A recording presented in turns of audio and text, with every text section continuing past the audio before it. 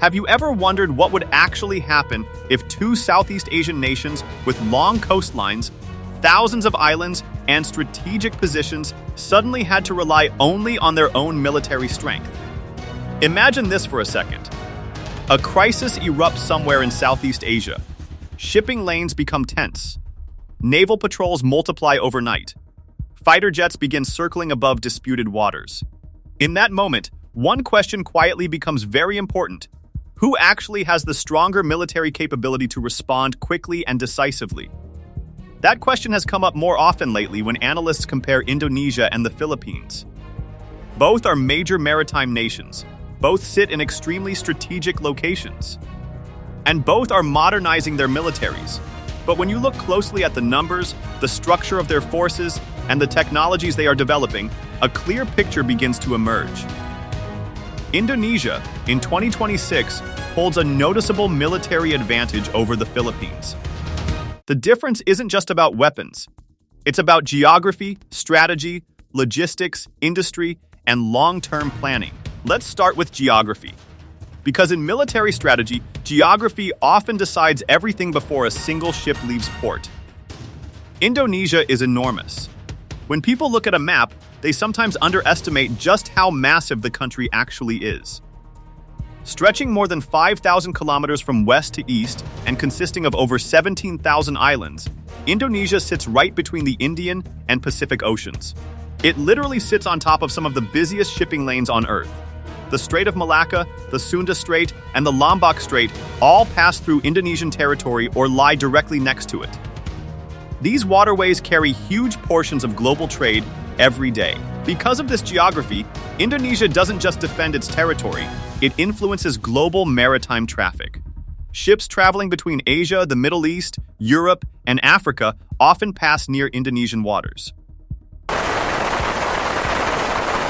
The Philippines is also an archipelago with around 7,600 islands. But the strategic situation is slightly different. Its geography is more concentrated and heavily exposed to the South China Sea and the Luzon Strait, two areas where geopolitical tension can rise quickly. Natural disasters like typhoons also affect military readiness in ways that Indonesia experiences less frequently. So from the start, Indonesia's geography gives it a broader strategic footprint. Its islands spread across multiple seas and straits, allowing its military to operate across a wider area and influence more maritime routes. But geography alone doesn't win battles.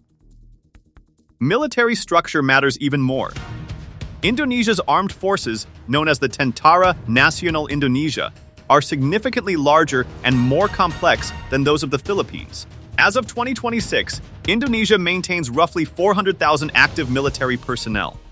That includes a large army, a growing navy, and an increasingly modern air force. The Indonesian army remains the backbone of the country's defense. It has mechanized brigades, armored vehicles, artillery units, and a territorial command structure spread across the entire archipelago.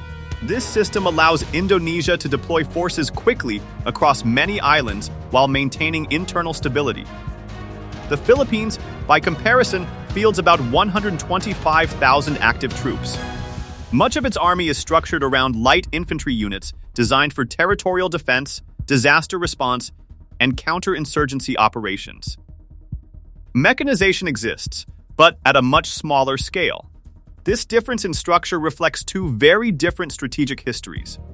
Indonesia built its military to manage a massive archipelago and respond to multiple security threats simultaneously.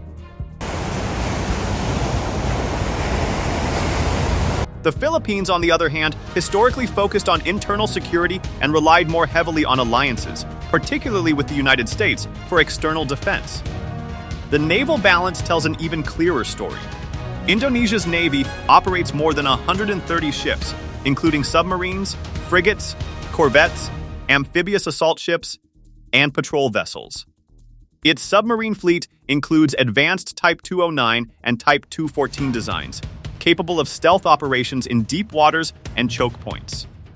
Submarines are important because they are one of the most powerful deterrent tools a country can have. A single submarine, hidden beneath the sea, can change how an entire naval force behaves. The Philippine Navy, meanwhile, operates roughly 50 ships, many of which are patrol vessels or logistical support ships.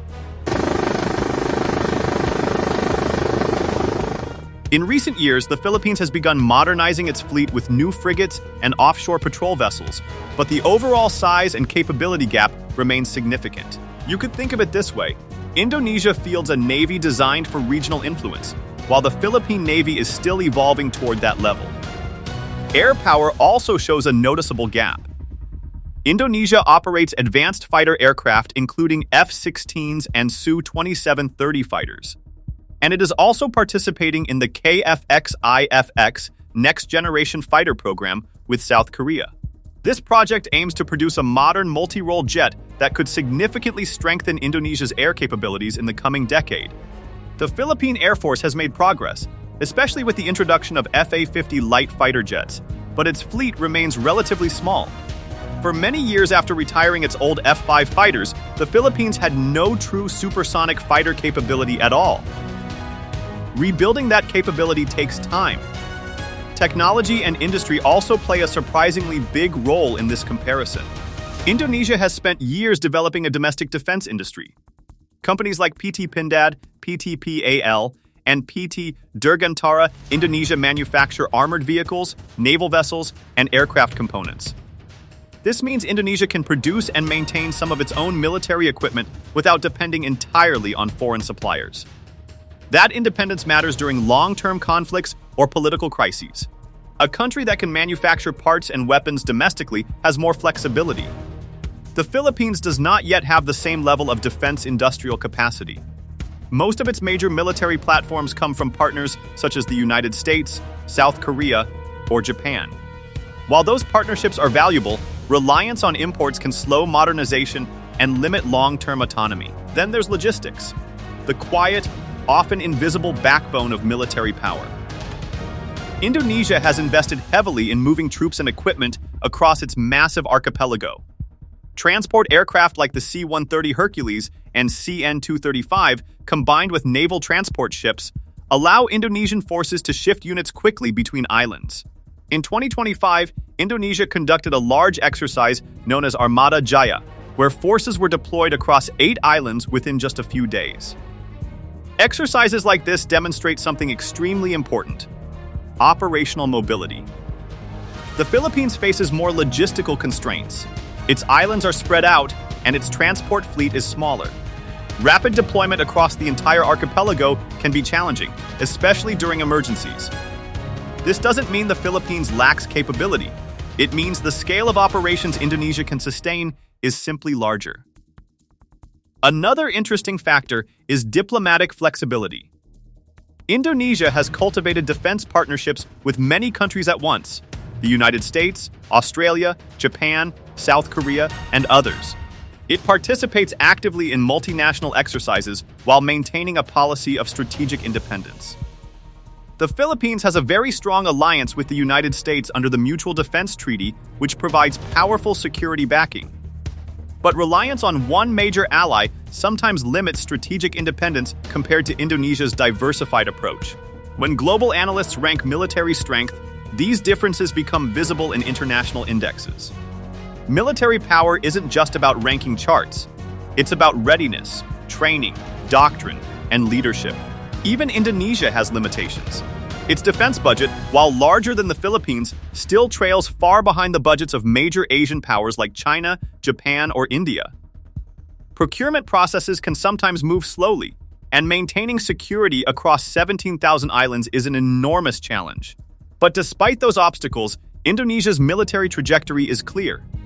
It is steadily modernizing, expanding its capabilities, and strengthening its domestic defense industry. The Philippines is also modernizing, but its transformation is happening from a smaller base. Many of its current efforts focus on coastal defense, maritime patrol, and strengthening alliances. So when analysts compare the two in 2026, Indonesia emerges with advantages in several key areas: force size, naval strength, defense industry, logistics, and geographic reach. Yet the story isn't about rivalry. Both countries are members of ASEAN, and both benefit from regional stability. Their militaries increasingly participate in exercises together, building trust and cooperation. Still, in strategic terms, the balance of capability matters. In a region where sea lanes carry trillions of dollars in trade and geopolitical tensions sometimes flare unexpectedly, the ability to deploy forces quickly and independently can shape the outcome of crises before they even begin. And right now, when you look across Southeast Asia's complex maritime landscape, Indonesia's military posture gives it a noticeable edge.